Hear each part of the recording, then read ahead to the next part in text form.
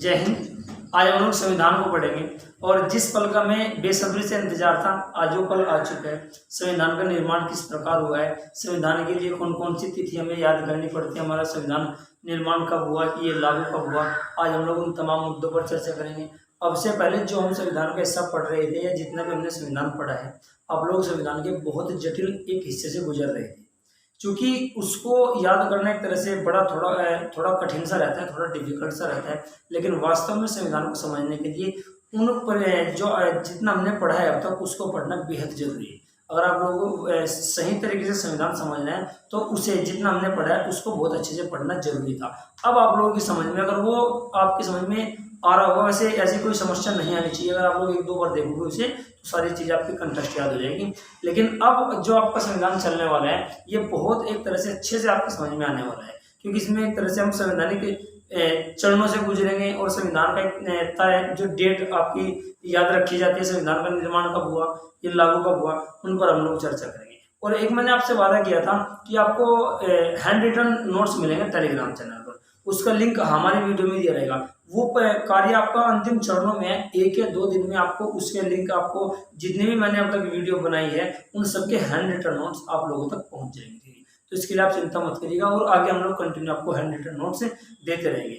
आज की वीडियो में मैं आपको, मेरा जो जोर होगा इस बात पे ज़्यादा होगा कि आपको समझाया जाए। मैंने लिखा आज कम है, समझाऊंगा मैं आपको ज़्यादा। कोई चीज़ अगर आपको नहीं तो वीडियो को रोक करके आप लोग लिख लेना, बाकी मैं आज आपको समझाऊंगा ज़्यादा, क्योंकि ये सब्जेक्ट अब से पहले जितना था वो लिखवाने का सब्जेक्ट है, जितना पोर्सन था आपको लिखवाने का था उससे मैंने आपको अच्छा खासा लिखवाया है। अब ज़्यादा लिखवाने पर जोर नहीं है मेरा, यहाँ पे समझाने पर जोर रहेगा, क्योंकि यहाँ समझना बेहद जरूरी है और क्वेश्चन आपके बहुत ज़्यादा। चलिए कर शुरुआत आपकी हेडिंग डली है भारतीय संविधान का निर्माण। भारतीय संविधान का निर्माण कैसे हुआ है? वैसे भारतीय संविधान के निर्माण से संबंधित आपके संविधान सभा के गठन से संबंधित बातें पहले भी उठती रही थी। 1928 में जो आपका साइमन कमीशन आया था वो भी आपका भारतीय संविधान से संबंधित था, क्योंकि उसमें बर्कन हेड ने चुनौती भी दी थी भारतीय को संविधान बनाने की।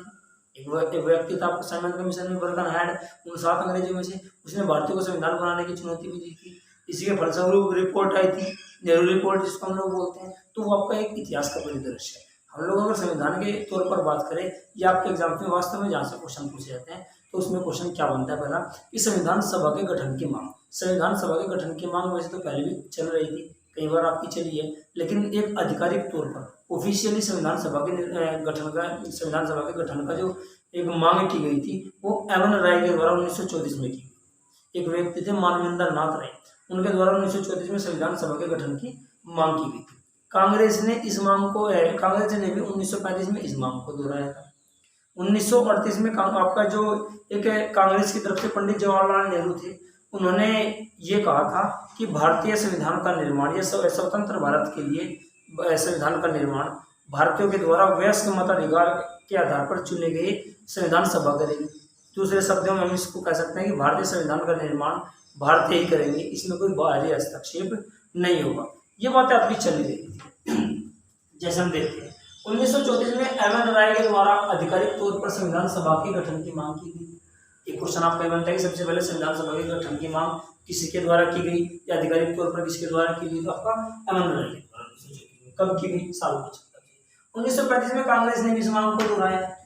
चलिए 1938 में जवाहरलाल नेहरू ने कहा कि भारतीयों के लिए संविधान सभा का गठन भारतीय ही करेगी, इसमें कोई बाहरी हस्तक्षेप नहीं होगा। और इस बात को पंडित जवाहरलाल नेहरू की 1938 वाली बात को 1940 में अंततः अंग्रेजों के द्वारा मान ही लिया गया, क्योंकि द्वितीय विश्व युद्ध का दौर भी चल रहा था, तो कहीं ना कहीं अंग्रेज यहाँ बैकफुट पर थे। तो इस बात को जैसे मान लिया गया, इतिहास में आपका संविधान में इसी घटना को अगस्त प्रस्ताव के नाम से जाना जाता है। 1938 में जो पंडित जवाहरलाल नेहरू की आपकी मांग थी उसको 1940 में मान लिया गया और इसी को आपका अगस्त प्रस्ताव के नाम से जाना जाता है। इसके बाद 1942 में अंग्रेजों की तरफ से एक आपके ब्रिटिश संसद के मंत्री हुआ करते थे, कैबिनेट मंत्री स्टैफोर्ड क्रिप्स, एक स्वतंत्र संविधान का प्रस्ताव लेकर के भारत में कि एक संविधान का निर्माण है, उसका प्रस्ताव कैसा होगा, संविधान का निर्माण किस प्रकार होगा। तो ये प्रस्ताव 1942 में लेकर के आए और ये एक तरह से पूरा मिशन था, इसको नाम दिया गया क्रिप्स मिशन। चूंकि इसमें एक ही व्यक्ति थे, इनका नाम था स्टैफोर्ड क्रिप्स, ये इसके अध्यक्ष थे, ये इसके एक सदस्य थे, एकमात्र सदस्य थे। तो इससे इसको एक तरह से ज़्यादा अहमियत ज़्यादा नहीं दी गई। उसके बाद एक अलग से फिर आया आपका 1946 में कैबिनेट मिशन। कैबिनेट मिशन के तहत भारतीय संविधान का निर्माण हुआ है। ये एक तरह से एक महत्वपूर्ण मिशन था भारतीय संविधान के निर्माण से संबंधित। इसमें 3 सदस्य हुआ करते थे। ये 3 सदस्य इसमें शामिल थे, पैट्रिक लॉरेंस, स्टैफोर्ड क्रिप्स, ये दोबारा फिर आए थे, और ए.वी. अलेक्जेंडर। कहीं कहीं बुक में आपको ए.वी. अलेक्जेंडर भी मिलता है, वास्तव में वैसे ये ए.वी. अलेक्जेंडर है, तो इससे ज़्यादा कंफ्यूजन होने की मेरे हिसाब से कोई आवश्यकता नहीं है। लेकिन यहाँ थोड़ा ध्यान रखना है कि इस मिशन के अध्यक्ष पैट्रिक लॉरेंस थे। क्वेश्चन आपसे पूछ लिया जाए कि कैबिनेट मिशन के अध्यक्ष कौन थे, तो पैट्रिक लॉरेंस थे। तो 1946 में इस मिशन के तहत भारतीय संविधान का निर्माण होना शुरू हुआ। 1946 जुलाई अगस्त 1946 में भारतीय संविधान के एक तरह से संविधान सभा के लिए चुनाव हुए थे, लेकिन उनमें सदस्य कितने थे पहले हम उनको देखते हैं। भारतीय संविधान सभा में 389 सदस्य कुल थे। 296 आपके ब्रिटिश प्रांतों से थे और 93 आपके देसी रियासतों से हुआ करते थे। और अगर 296 को भी 2 जगह रखा जाए तो 292 वास्तव में प्रांतों से थे और 4 कमिश्नरी क्षेत्र से हुआ करते थे। ये टोटल आपके ब्रिटिश प्रांत से थे, लेकिन अगर इनको अलग अलग किया जाए तो 4 कमिश्नरी क्षेत्र थे, 292 आपके ब्रिटिश प्रांतों से थे और 93 आपकी देसी रियासतें हुआ करती थी। लेकिन ये 4 भी आपके ब्रिटिश प्रांत के अंतर्गत आते थे, ये ब्रिटिश के अंतर्गत आते हैं, तो मैंने इसको 2 भागों में विभाजित किया। तो 296 सदस्य ये थे आपके और 93 थे, इनको 2 भागों में बांटा गया। तो 292 आपके ब्रिटिश प्रांतों से थे और 4 आपके कमिश्नरी क्षेत्रों से। अगर संविधान सभा के सदस्यों की हम बात करें तो प्रत्येक प्रांत में जो है ना जनसंख्या के आधार पर इनको बांटा गया था। मोटे मोटे तौर पर देखा जाए अगर तो 10 लाख की जनसंख्या के ऊपर एक सदस्य को नियुक्त किया गया था या एक सदस्य का चुनाव किया गया। तो इसमें 1946 मैंने आपको बताया कि जुलाई अगस्त 1946 में संविधान सभा के लिए चुनाव हुए। इसमें पूर्व आपके जो चुनाव हुए थे आपके ये 296 सीटों के चुनाव हुए। देशी रियासतों ने इसमें अपने आप को अलग रखा। इन्हें 296 सीटों में से 208 सीटें कांग्रेस को मिली। कांग्रेस को उस समय इंडियन नेशनल कांग्रेस या भारतीय राष्ट्रीय कांग्रेस कहा जाता था। वर्तमान में नाम तो इसका भी है, लेकिन वर्तमान में राजनीतिक पार्टी है। तो 208 सीटें कांग्रेस को मिली थी। 73 सीटें मुस्लिम लीग के द्वारा प्राप्त की गई थी, मुस्लिम लीग के द्वारा प्राप्त की गई। और 15 सीटें आपकी गठन नहीं आपके अन्य के द्वारा, अन्य मतलब आपका कुछ निर्दलीय थे आपके जो स्वतंत्र थे उनके द्वारा प्राप्त की गई। इनको अगर हम टोटल करें 8 3 11 5 16 6 1 7 और 1 8 9 तो 296 सीटों के लिए चुनाव।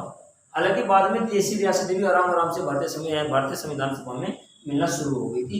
लेकिन जब 1946 में आपके इलेक्शन हुए थे तो इस समय आपके देशी रियासतों ने अपने आप को अलग रखा। अगर मोटे मोटे तौर पर कहा जाए तो भारतीय संविधान सभा, और मोटे मोटे तौर पर नहीं, ये क्वेश्चन आपको कई बार बना कि भारतीय संविधान सभा के सदस्य जो थे आपके वे ये आपका लगे भारतीय संविधान सभा आंशिक रूप से चुनी हुई तथा आंशिक रूप से नमन हुई। क्वेश्चन ये बनता है कि भारतीय संविधान सभा के सदस्य कैसे थे, तो ये आंशिक रूप से चुने हुए और आंशिक रूप से नामांकित थे। कैसे थे? जो आपके ब्रिटिश प्रांतों से इनका तो चुनाव हुआ था, इनका इलेक्शन हुआ था, लेकिन आपके जो देशी रियासतों से ये 93 सदस्य थे, इनको देशी रियासतों के जो प्रमुख थे उनके द्वारा नियुक्त किया गया था या इनका नामांकन किया गया था। तो इनके लिए वोटिंग नहीं हुई थी, इन्होंने अपने आप को अलग रखा था। ये देशी रियासतों के जो प्रमुख थे उनके द्वारा इनका नामांकन हुआ था। तो ये आपके नामांकित थे और ये आपके एक तरह से चुने हुए थे, ठीक है, इलेक्टेड थे। तो इसी आधार पर हम कह सकते हैं कि भारतीय संविधान सभा आंशिक रूप से चुनी हुई तथा आंशिक रूप से नामांकित।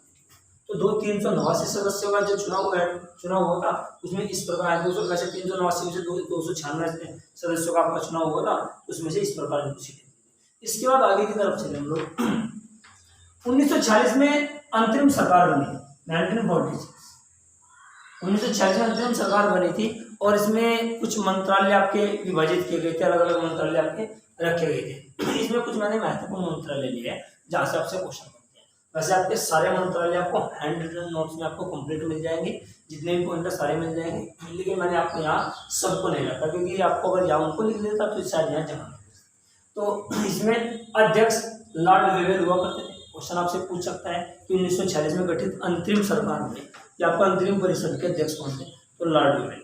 अंतरिम सरकार का मतलब होता है कि जब तक कोई एक स्थायी सरकार नहीं आ जाए तब तक कार्य करने के लिए कोई सरकार होगी तो वो आपकी अंतरिम सरकार है। तो 1946 में जो आपके अंतरिम सरकार के अध्यक्ष थे लॉर्ड वेवेल थे। इसके उपाध्यक्ष पंडित जवाहरलाल नेहरू हुआ करते थे। इस समय खाद्य व कृषि मंत्री, महत्वपूर्ण क्वेश्चन जो आपके तीनों क्वेश्चन आपको बार बार पूछे गए हैं। खाद्य व कृषि मंत्री आपके डॉक्टर राजेंद्र प्रसाद हुआ करते थे। शिक्षा मंत्री श्री राजगोपालाचारी हुआ करते थे और रक्षा मंत्री इस समय बलदेव सिंह। तो ये आपके अंतरिम सरकार है। इसके अलावा आगे की तरफ हम लोग चले तो 9 दिसंबर 1946 को संविधान सभा की पहली मीटिंग हुई थी। ये दिल्ली में हुई थी 9 दिसंबर 1946। और जैसे फ्रांस में एक प्रक्रिया अपनाई जाती है कि सबसे वरिष्ठ को उस सभा का अध्यक्ष बना दिया जाता है, ये फ्रांस के मॉडल पर आधारित है। इसी प्रकार भारत में भी यही किया गया। डॉक्टर सच्चिदानंद सिन्हा, इनको उस संविधान सभा का 9 दिसंबर 1946 को इसका अध्यक्ष बना दिया गया, लेकिन ये इसके अध्यक्ष अस्थायी थे, यानी कि नॉन परमानेंट। तो 9 दिसंबर 1946 को जो पहली मीटिंग हुई थी इसके अध्यक्ष डॉक्टर सच्चिदानंद सिन्हा थे, लेकिन ये आपके अस्थायी थे। इसके जस्ट 2 दिन बाद यानी कि 11 दिसंबर 1946 अगली मीटिंग हुई थी संविधान सभा की दूसरी मीटिंग। इसके अध्यक्ष डॉक्टर राजेंद्र प्रसाद थे और इनको स्थायी अध्यक्ष बना दिया गया। तो अगर आपसे क्वेश्चन पूछे, और ये क्वेश्चन कई बार पूछता भी है कि संविधान सभा के अस्थायी अध्यक्ष कौन थे, तो डॉक्टर सच्चिदानंद सिन्हा थे। और संविधान सभा के स्थायी अध्यक्ष कौन थे, तो डॉक्टर राजेंद्र प्रसाद थे। इसके अलावा संविधान सभा के उपाध्यक्ष एक तो एच.सी. मुखर्जी थे और दूसरे वी.टी. कृष्णामाचारी थे। एक टी.टी. कृष्णामाचारी थे, एक वी.टी. तो ये वी.टी. कृष्णामाचारी थे। तो एच.सी. मुखर्जी और वी.टी. कृष्णामाचारी संविधान सभा के उपाध्यक्ष थे। दूसरे शब्दों में हम कह सकते हैं कि संविधान सभा के 2 उपाध्यक्ष थे, तो ये आपके एच.सी. मुखर्जी और आपके वी.टी. कृष्णामाचारी। संविधान सभा के जो सलाहकार थे इनको हम संवैधानिक सलाहकार ही बोलते हैं। क्वेश्चन चेक आपको बना, तो ये बी.एन. राव हुआ करते थे। इनका पूरा नाम अगर आप लोग नोट करना चाहो तो बेनेगल नरसिम्हा राव, बी.एन. राव के आपके संवैधानिक सलाहकार हुआ करते थे। और इनसे संबंधित आपके 2 क्वेश्चन हमेशा बनते हैं और बार बार क्वेश्चन जहाँ से आए हुए हैं। BN. Rao ICJ international court of justice, इनको हम लोग विविध में पढ़ेंगे। इंटरनेशनल कोर्ट ऑफ जस्टिस यानी कि अंतर्राष्ट्रीय न्यायालय में जाने वाले प्रथम भारतीय जज थे बेनेगल नरसिम्हा राव। इसके अलावा बर्मा के संविधान का जो प्रारूप तैयार किया था वो भी आपका बी.एन. राव के द्वारा तैयार किया। ये क्वेश्चन आपसे यहाँ से बन सकते हैं। आगे और चले हम लोग, तो संविधान सभा के जो सचिव थे वे H.V. अयंगर थे। इस पॉइंट का बहुत अच्छा क्वेश्चन यहाँ से पूछा जा सकता है, थोड़ा डिटेल से क्वेश्चन ये बनते हैं कि संविधान सभा के जो सचिव थे कौन थे, तो H.V. अयंगर थे। संविधान सभा के मुख्य प्रारूपकार कौन थे, तो ये एल.एन. मुखर्जी थे। हमारे संविधान के मुख्य प्रारूपकार डॉक्टर भीमराव अम्बेडकर है, लेकिन आपके संविधान के मुख्य प्रारूपकार आपके एल.एन. मुखर्जी थे। डॉक्टर भीमराव अम्बेडकर का जिक्र आएगा, तब जिक्र आएगा उसके बारे में आपको वहाँ सारी चीजें मेंशन करूंगा। ठीक है, आगे एक क्वेश्चन और बनता है कि संविधान सभा ने प्रतीक के रूप में या मोहर के रूप में किस चिन्ह को अपनाया, तो हाथी के चिन्ह को उन्होंने अपनाया था संविधान सभा के प्रतीक के रूप में। इसके अलावा अगर हम और बातों पर चर्चा करें तो संविधान सभा की जैसे 9 दिसंबर 1946 को पहली मीटिंग हुई थी, 11 दिसंबर 1946 को दूसरी मीटिंग हुई थी, एक 13 दिसंबर 1946 को एक महत्वपूर्ण घटना और हुई थी। क्या हुआ था इस दिन, पंडित जवाहरलाल नेहरू के द्वारा उद्देशिका प्रस्तावना पेश की। उद्देशिका पेश की गई, इसको प्रस्तावना में कह सकते हैं उद्देशिका। ये उद्देशिका पेश की गई और ये जो पास हुई थी 22 जनवरी 1947 को जाकर के पास हुई। क्वेश्चन जहां से बार बार बनता है कि कब पेश की गई और कब ये पास हुई। 22 जनवरी 1947 को पास हुई। तो 9 दिसंबर, 11 दिसंबर, 13 दिसंबर तीनों डेटों को आपको याद रखना है। 9 दिसंबर 1946 को पहली मीटिंग हुई थी संविधान सभा की, जिसके अध्यक्ष डॉक्टर सच्चिदानंद सिन्हा थे। 11 दिसंबर 1946 को दूसरी मीटिंग हुई थी, जिसके अध्यक्ष आपके डॉक्टर राजेंद्र प्रसाद थे। डॉक्टर सच्चिदानंद सिन्हा अस्थायी अध्यक्ष थे, डॉक्टर राजेंद्र प्रसाद आपके स्थायी अध्यक्ष थे। इसके अलावा सारी डिटेल मैंने यहाँ लिख दी है, आपको बता दी है, आपको इनको याद कर लेना। 13 दिसंबर 1946 को 9 दिसंबर, 11 दिसंबर, इसके फिर 2 दिन बाद 13 दिसंबर 1946 को उद्देशिका या प्रस्तावना ये आपकी पेश की गई थी। जो आगे चलकर 22 जनवरी 1947 को पास हुई थी। क्वेश्चन जहाँ से कई बार आपका आया हो, आप इसको नोट कर लेना। इसके अलावा और क्वेश्चन बनते हैं संविधान के निर्माण में या भारतीय संविधान के निर्माण में कितना समय लगा है। जैसा आप लोग इस क्वेश्चन को जानते भी होंगे, 2 वर्ष 11 माह 18 दिन। भारतीय संविधान का निर्माण होने में आपका 2 वर्ष 11 माह 18 दिन का आपका समय लगा है। एक छोटा सा सवाल और भी बनता है आपका कि भारतीय संविधान को बनाने में कुल कितना खर्चा है। तो मैं आपको यहाँ शायद दिखाई दे रहा होगा, आपको यहाँ लिख रहा हूँ, तो 63,96,729 रुपये। अगर राउंड फिगर में देखिए ओवरऑल देखिए तो हम लगभग 64 लाख इसको कह सकते हैं। अप्रोक्सीमेट 64 लाख, लेकिन 63,96,729 रुपये का कुल खर्चा है। तो ये संविधान सभा में आया हुआ खर्च था और ये आपके प्रस्तावना से संबंधित कुछ पॉइंट थे। इसके अलावा संविधान सभा में 15 महिला सदस्य आई थी। क्वेश्चन ऐसे बनता है कि कितने संविधान सभा में कितनी महिलाएं थी, तो 15 महिलाएं। इनके नाम मैंने यहाँ लिखे हुए हैं, जैसे विजयलक्ष्मी पंडित, राजकुमारी अमृता कौर, सुचेता कृपलानी, सरोजिनी नायडू, रेणुका राय, लीला राय, पूर्णिमा बनर्जी, मालती चौधरी, कमला चौधरी, हंसा मेहता, जी दुर्गाबाई, दक्षिणी वेलायुधन, अम्मू स्वामीनाथन, बेगम एजाज रसूल और एनी मस्जिद। तो संविधान सभा में कुल 15 महिला सदस्य थी, 15 महिलाएं थी या 15 महिला सदस्य थी। क्वेश्चन यहाँ से कई बार बना हुआ है। एक क्वेश्चन जहाँ बनता है कि संविधान सभा में शामिल, इस संविधान सभा में एकमात्र मुस्लिम महिला कौन थी, तो बेगम एजाज रसूल संविधान सभा में शामिल एकमात्र मुस्लिम महिला। तो ये महिलाओं की संख्या है 15 और उनके नाम मैंने आपको यहाँ दिए। इसके अलावा और आगे की तरफ चले तो संविधान सभा में कुल 12 अधिवेशन होते हैं। वैसे तो 11 आता है, लेकिन 12वां अधिवेशन आपका 24 जनवरी 1950 को हुआ था। ये आपका अंतिम अधिवेशन, संविधान सभा के कुल 12 अधिवेशन। इसके अलावा अगर हम देखें तो डॉक्टर भीमराव अम्बेडकर, यहाँ बड़ी विचित्र घटना हुई थी।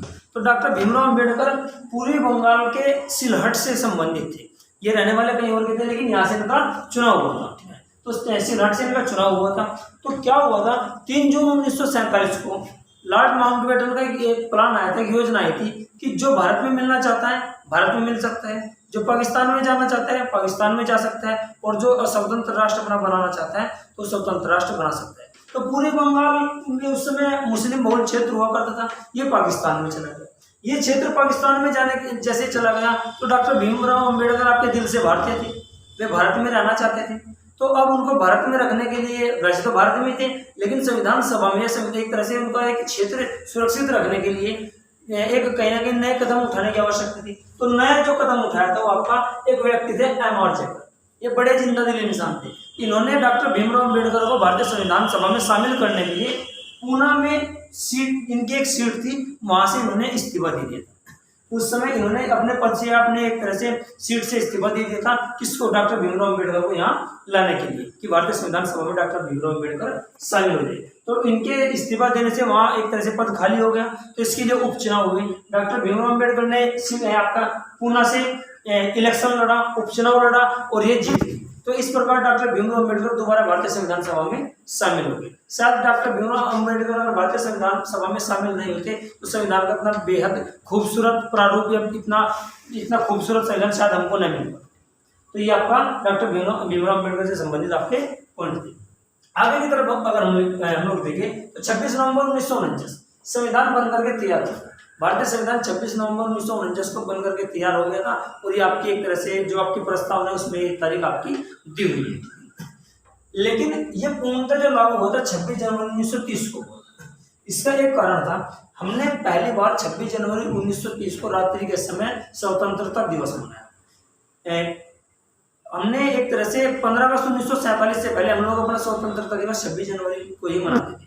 तो 26 जनवरी को उसी तारीख को एक तरह से आगे ले जाने के लिए, उसी का मान सम्मान रखने के लिए तो 26 जनवरी 1930 तक इंतजार किया गया। 26 जनवरी 1950 तक इंतजार किया गया। ये गलती से 30 का हुआ है, 50 तक इंतजार किया गया, क्योंकि 30 में हमने पहली बार स्वतंत्रता दिवस मनाया था, तो 26 जनवरी 1950 को संविधान हमारा पूर्णतः लागू होता है। लेकिन आंशिक रूप से ऐसे कुछ प्रावधान 26 नवंबर 1949 को इसके लागू हो गए, जिससे आपके नागरिकता गए हैं और इसके अलावा अन्य भी। बंटवारे के समय 299 सदस्य संविधान सभा में रह गए। संविधान सभा में कुल 389 सदस्य थे, लेकिन बंटवारे के समय आपके 299 रह गए थे, जिसमें से 284 सदस्यों ने फाइनली हस्ताक्षर किए।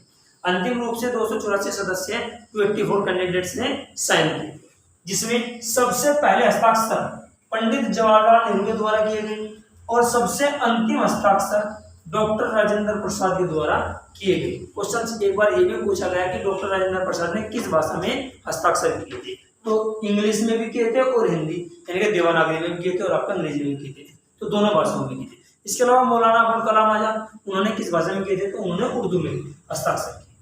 क्वेश्चन कभी बार आपसे ऑब्जेक्टिव टाइप पूछ लेते हैं। आगे की तरफ हम लोग देखें तो संविधान सभा के दो प्रमुख कार्य हुआ करते थे। संविधान सभा के दो प्रमुख कार्य क्या था? भारत के संविधान का निर्माण करना और इसके अलावा आम कानूनों को बनाना। संविधान सभा यहाँ दो कार्यों को लेकर के चल रही थी। जब संविधान सभा की मीटिंग संविधान के निर्माण के लिए हुआ करती थी, तो उसके अध्यक्ष डॉक्टर राजेंद्र प्रसाद हुआ करते थे। लेकिन जब संविधान सभा की मीटिंग कानूनों के निर्माण के लिए हुआ करती थी, तो उसके अध्यक्ष आपके जीवी मावलंकर यानी गणेश वासुदेव मावलंकर हुआ करते थे।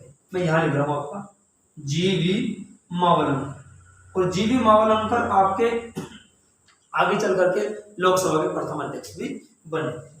आगे और चले, संविधान सभा के कुछ और भी कार्य रहे हैं। संविधान सभा के द्वारा 22 जुलाई 1947 को राष्ट्रध्वज को बनाया गया।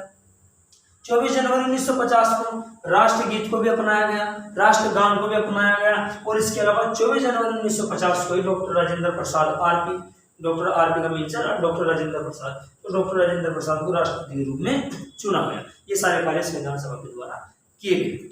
आगे की तरफ और चलते हैं हम लोग।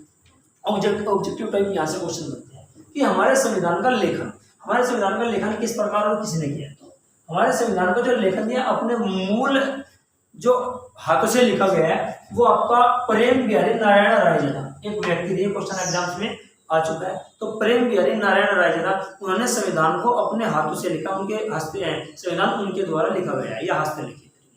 और इसके द्वारा इनसे पूछा गया कि आप इसके लिए वेतनमान क्या लोगे, तो इन्होंने वेतननामा लेने से मना कर दिया, वेतनमान लेने से मना कर दिया था, इसके लिए मुझे कुछ नहीं चाहिए। लेकिन एक शर्त रखी थी, ये सारा कार्य संविधान को लिखने में इनको 6 महीने लग गए थे, लेकिन उन्होंने एक शर्त रखी थी कि संविधान के प्रत्येक पेज पर मैं अपना नाम लिखूंगा, अपने हस्ताक्षर करूंगा, उनका नाम है, इनके हस्ताक्षर प्रत्येक पेज पर है, और सबसे अंतिम पेज पर अपने नाम के साथ अपने दादा का भी नाम लिखूंगा।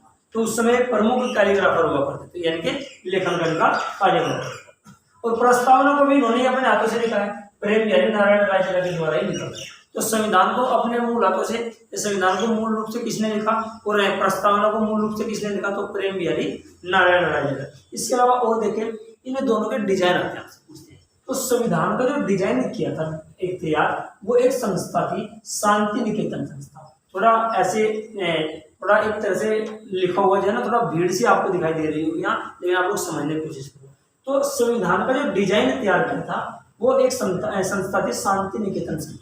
इसके प्रमुख उस समय नंदलाल बोस हुआ करते।